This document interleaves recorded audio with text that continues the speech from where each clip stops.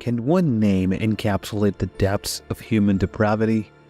Richard Francis Cottingham, an enigmatic figure in the annals of true crime, elicits shivers with every syllable. His name is a chilling echo, synonymous with terror, brutality, and macabre reign of darkness that cast a sinister shadow over the New York and New Jersey area from 1967 to 1980. But who was this torso killer? What compelled him to commit such gruesome acts of dismemberment? Cottingham's life is a perplexing tapestry of heinous crimes, unspeakable horrors, and a relentless pursuit of justice that unfurled over several decades. Join us as we delve into the heart of this dark enigma, seeking answers to the questions that linger like specters in the night. Before we continue with this story, don't forget to give a thumbs up and subscribe to our channel. Without further ado, let's get started. Early life and criminal history. Richard Cottingham was born on November 25, 1946 in the Mott Haven neighborhood of the Bronx in New York City. His family later relocated to New Jersey, and as he grew up, Cottingham developed an early fascination with bondage pornography, a harbinger of the darkness that lay ahead. He had a close relationship with his mother, but found it challenging to make friends during his teenage years. Cottingham graduated from Pascack Valley High School in Hillsdale, New Jersey in 1964. He entered the workforce initially at Metropolitan Life, where he progressed from the mailroom to the mainframe computer operator. His career trajectory eventually led him to the Blue Cross Blue Shield Association in October 1966. Notably, Cottingham worked at Blue Cross alongside Rodney Alcala, a fugitive child molester and serial killer who lived under the alias John Berger. His eerie connection between two serial killers added an unsettling layer to the already dark narrative. Cottingham's personal life took a turn when he got married in 1970. He had 3 children with his wife. However, their relationship soared, and in 1978, his wife filed for divorce, citing abandonment, mental cruelty, and sexual neglect. She later withdrew the petition upon Cottingham's arrest in May 1980 and finalized the divorce after his 1981 conviction. Prior arrests. During his killing spree, Cottingham had run-ins with the law. However, the police remained unaware of his murderous activities. He was arrested for drunk driving in New York City in 1969, shoplifting at a department store in New Jersey in 1972, and on charges of robbery, oral sodomy, and sexual abuse in New York City in 1973. Astonishingly, the cases related to these arrests were either dismissed or dropped, allowing Cottingham to continue his gruesome activities under the radar. Final arrest and charges. The horrifying climax to Cottingham's reign of terror unfolded on May 22, 1980. Cottingham picked up 18-year-old prostitute Leslie Ann Odell on the streets of Manhattan. What followed was a nightmarish ordeal that included handcuffs, torture, and a sadistic knife attack. Fortunately, Odell's screams alerted motel employees who called the police. In the hallway, Cottingham was arrested at gunpoint, and the discovery of a trove of incriminating items confirmed the horror of the night. Among the items were handcuffs, a leather gag, slave collars, a switchblade knife, replica pistols, and a stash of prescription pills. Cottingham was charged with a litany of crimes, including kidnapping, attempted murder, aggravated assault, aggravated sexual assault while armed, possession of a weapon, and possession of controlled substances. Surviving victims testified during his 1981 trial, describing their harrowing experiences. Susan Geiger and Karen Schild identified Cottingham in the police lineup, leading to his conviction in their cases. Another victim, Pamela Weisenfield, was found brutally beaten in a parking lot in 1980. Murders. Cottingham's killing spree was marked by a staggering level of brutality. He claimed to have committed his first murder as an adolescent and boasted of potentially hundreds of victims.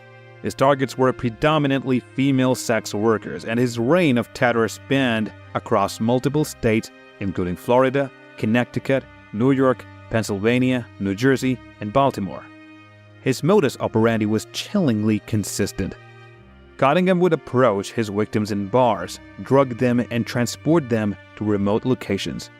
Once there, he would bind, gag, torture, and stab them before finally killing them through strangulation or asphyxiation.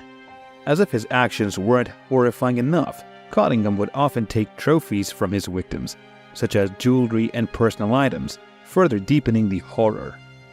New Jersey trials. Cottingham faced 2 separate trials in New Jersey in 1981 and 1982. In these trials, he was convicted for 3 non-fatal assaults and the murders of 2 women, Marianne Carr and Valerie Street. In one case, Carr's body was found in Little Ferry, New Jersey, bearing marks of brutal violence, sexual assault, and strangulation. Cottingham's kidnapping and murder of Valerie Street were equally gruesome, with her body discovered at the same Quality Inn where Carr's body had been found. New York trial. In 1984, Cottingham faced a single trial in New York where he was convicted for the deaths of 3 women between 1979 and 1980. The bodies of 2 women were discovered in a New York City motel room after the staff noticed smoke emanating from the room. Both women had suffered unimaginable torture and dismemberment. Cottingham had severed their heads and hands, making identification challenging.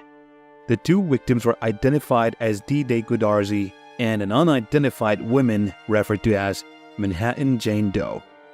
Marianne Jean Renier's body was found in 1980 at the Savile Hotel in New York City, marked by gruesome brutality, including throat cutting and the removal of both breasts. Cottingham left her breast on the headboard of the bed as a horrifying signature of his cruelty. Ancelotti investigations. After his initial convictions, Cottingham initially denied responsibility for the murders, claiming he had been framed. However, in 2009, he began admitting to the gruesome murders. In 2000, Detective Robert Ancelotti from the Bergen County Prosecutor's Office initiated a review of cold cases from the 1960s and 1970s. His work led to interviews with Cottingham and the revelation of a series of cold case confessions. Cottingham's admissions provided a semblance of closure to the families of victims, but the investigations remained ongoing as law enforcement sought to piece together the extent of his crimes. Cottingham's confessions in 2010 and 2014 covered a range of cases, from the 1967 murder of Marianne Della Sala to a 1974 double homicide. It wasn't until December 2019 that these confessions were publicized with the cooperation of the Bergen County Prosecutor's Office, forensic historian Peter Ronsky, and Jennifer Weiss, the daughter of one of Cottingham's victims. Developments in 2022. In 2022, the shocking revelations continued. Cottingham's confession to the 1970 murder of Lorraine McGraw in Rockland County, New York, was corroborated and accepted under a non-prosecution agreement. However, his confession to a 1974 murder was discounted. A significant development emerged in June 2022, when Cottingham was arraigned for the 1968 murder of Diane Cusick. This was the oldest case ever to be solved using direct DNA evidence, underscoring the relentless pursuit of justice and finally holding Cottingham accountable for his grisly crimes. Additional confessions and uncharged crimes. Cottingham's confession went beyond the crimes he had been convicted of. He admitted to several unsolved murders. The confessions were chillingly detailed, shedding light on his activities across multiple states. His confessions left law enforcement with a daunting task of unraveling the truth from decades of deception and darkness.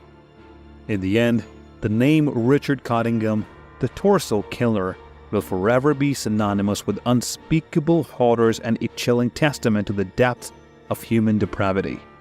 While some of his crimes have seen justice served, the full extent of his dark legacy remains a haunting enigma.